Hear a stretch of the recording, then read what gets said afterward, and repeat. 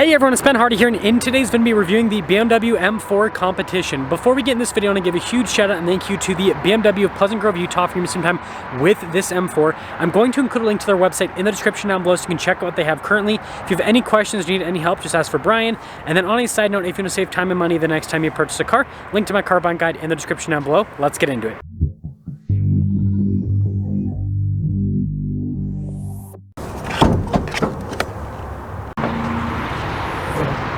Under the hood, we have a turbocharged 3-liter inline-6 that goes through an 8-speed automatic transmission. Fuel economy 16 around town and then 22 on the highway, with power outputs being 503 horsepower and then 479 pound-feet of torque. Now, before we go over the front end, I do want to mention, if you want to see more videos just like this, then I recommend you subscribe because I post content every single day. So starting with the hood, it has a super muscular design. You guys can see like the indentations there at the top. It kind of just, I don't know, adds the aggression. And speaking of aggressive, look at the daytime running lights with the LED headlamps. We do have parking sensors here on the front end, and then we've got the larger kidney front grille. Just looks like these aggressive nostrils, basically. You've got the M4 Competition badge as well. And putting it all together, the larger kidney grille I think works with the M cars because of how aggressive the hood and the overall design is. Come around the side here, our tire and wheel setup is 275, 35, 19 in the front, and then 285, 30, 20 in the rear, so staggered setup. And look at these wheels. I think they look absolutely fantastic. I've always been a fan of M wheels. And then you guys can see the red brake caliper, which matches the rest of the car. And speaking of M stuff, look at the fenders here, and then you guys can see M4 Competition, and then the mirror caps are blacked out, and then this one happens to have the carbon fiber roof, which is a really cool feature. And then notice the trim here at the bottom is all blacked out. And then here's your full side view on the M4 Competition. Now here's a quick look at our key fob. We have our unlock function or lock function, the opening here for the trunk, and then you guys can see the M colors here on the side.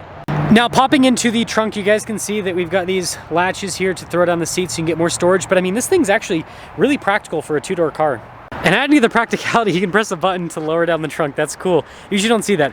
Anyways, we've got this blacked out spoiler here. You guys can see X-Drive there, M4 Competition. And then look at the tail lights. Those are super sweet. And then the exhaust tip diffuser setup here at the bottom is so aggressive. Putting it all together, I think that the style here of the M4 is just super, super sweet. Now the lighting's not the best in this shot, but we've got really nice leather trim all over the door panel. Just gotta trust me on that. And then you guys can see memory seats. We've got our window controls here, mirror adjustments. The mirrors do power fold in. And then look at the handle, it's pretty cool. Speaker for the Harman Kardon sound system, and then we do have blind spot monitoring with the mirrors. Now sitting in the back seat, we actually have quite a bit of legroom back here. It's actually padded on the armrest, which is really nice, and all over here as well. Like really nice with the material use. And look at this, we got our own little climate zone back here. And then look at these seats, really nice leather seats perforated in the center. Got some M colors on the seat belt as well. And then if you're wondering, yeah, I'm touching the top. Now taking a look at the seat, you guys can see M4 there on the headrest, and then I love this on the side with the insert. You can see perforated all down the center portion. Power adjustments there on the side. And then with the pedals, yeah, pretty cool setup.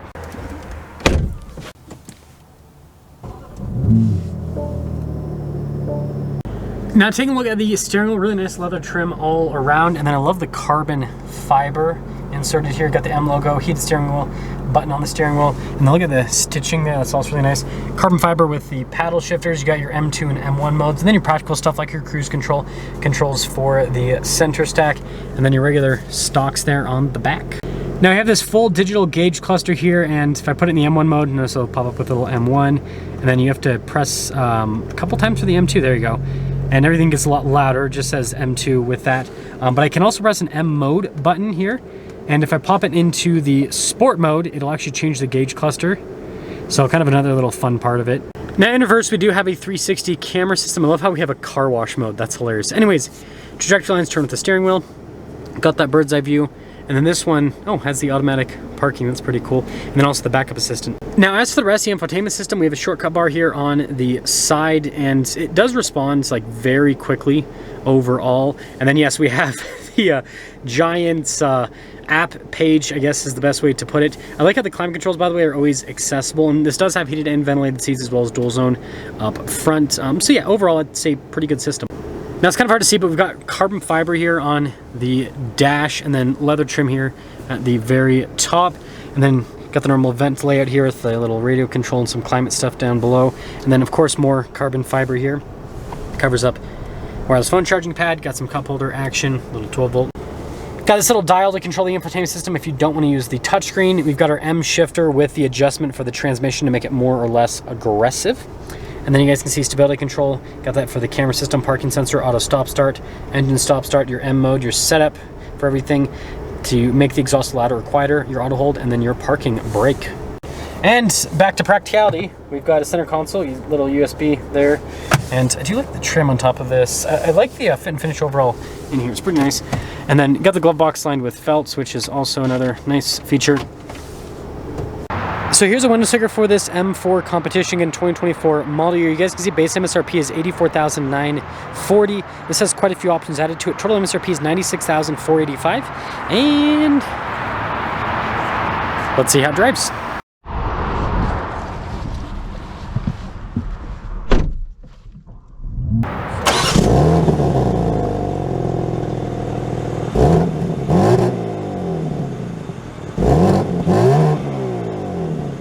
Well, let's talk about visibility before we set off. Here's visibility of the hood, and hopefully you can see the heads-up display. Both of the mirrors, just do a blind spot monitoring, do it the rest of the rear. And M4 OA, aka the underrated M car, because everyone wants an M3. That's literally like, you ask anyone, BMW M car, they say M3. Nobody talks about the M4, and it's the same exact car as the M3, just 2 doors versus 4 doors. But like the driving dynamics, the powertrain, like everything is the same. It's the same car. So it's, I don't know. I just find it kind of hilarious that we live in a world where there's now hate on 2-door cars, I guess. But anyways, first setting off, yes, it's an M car. So even in this like more comfortable setting, this is a firm car. Like suspension's firm, and the seats, they're also firm. They're comfortable, but they're firm. But with that firmness, you get really sharp handling. The steering's kind of light in this mode, but I'm sure it'll weight up in the more aggressive settings. But it's direct, so that's a good thing. And yeah, handling's like, I mean, this thing feels like it is just planted. So I think that's a big positive. I mean, this is a car that you could, it is a little bit noisier, but you could daily drive this. No problem. Some other stuff here, BMW's modern fit and finish is honestly super impressive. Like, I'm impressed with how far BMW has come. Because when I worked at a dealership, I remember we'd get some, you know, older BMWs traded in. When I say older, I'm talking like 2000 to 2010 to maybe 2015. And like just since then, since even 2015, it's like they've improved their cars so much. So yeah, as like a luxury car, I definitely wouldn't call it like super luxury. Again, it's an M car and it's a competition at that. So like, hopefully you understand kind of what you're getting yourself into with this. Okay, so I've got this in the most aggressive setting possible. Ooh, man, that gets your heart racing. It is aggressive. Aggressive, like super aggressive. Now I do recommend, if you put the transmission in the most aggressive setting, which I had it in, I would recommend automatic mode. If you want to do manual mode, I know this seems counterintuitive, but have it in the less aggressive setting, because in the most aggressive setting, the transmission is so like fiery that it can kind of like a little bit lurchy with the car in a sense, and just yeah, I recommend doing the less aggressive, or even number 2 I think is more, let's see. Yeah, I mean, two's kind of like a nice middle ground, but 3, the downshifts are beautiful because they're like super snappy, and the upshifts are super snappy. But like, you've got to be like doing some performance driving for it to make sense. If that makes sense, hopefully. Anyways, we're gonna take it out of M2 mode. I think we're out of. Anyways, summing things up here with the M4 Competition. I don't think it's out of M2 mode. I think that it's still. I don't know. I'm not gonna worry about it.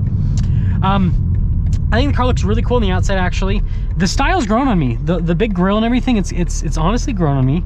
I think this drives amazingly well. It's super fast. It's super fun. It handles great. And so, you know, there's not really a lot of negative to say about it. I think this is underrated. And, you know, I think you should be honest with yourself. Like, are you getting an M3 because you need the 4-door practicality, or because you want to be able to say you own an M3?